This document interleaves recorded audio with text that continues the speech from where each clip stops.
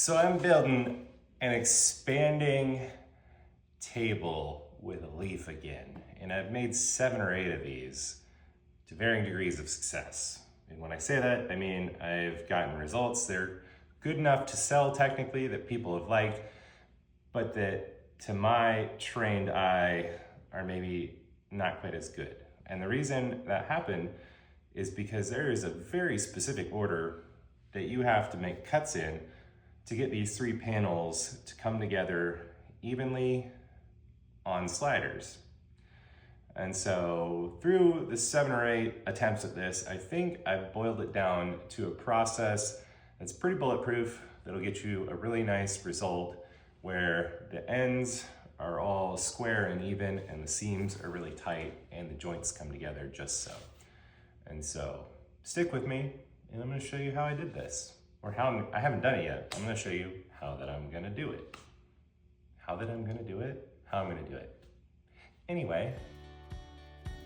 All right, the first thing you do is line up 3 panels on one side and then square up your track saw against the ends of both sides. And then cut the end off and then don't touch it. Don't move anything until you make these marks.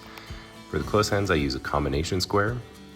And then in the middle of the table, I use a large square and I line up one side of it with a seam and then make my marks all the way across.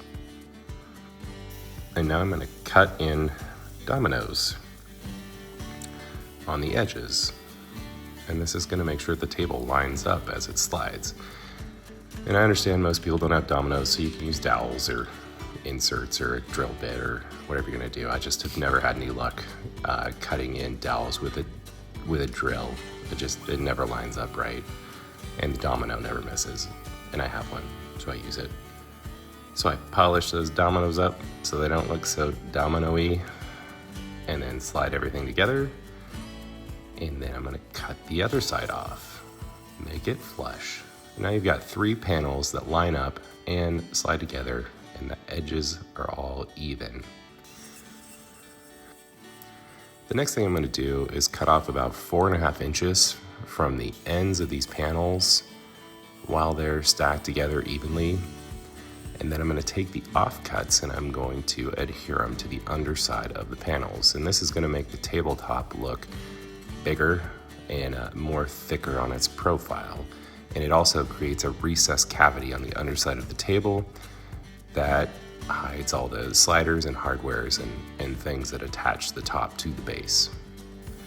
So I make a mark on the edge and then I cut in a 4mm domino. And this is just to hold the offcut in place as I glue it. Without something holding it in place, when you try and clamp things down, it just slides around on the glue and it's really hard to get it to sit where it needs to sit so that everything stays even in the way you like it.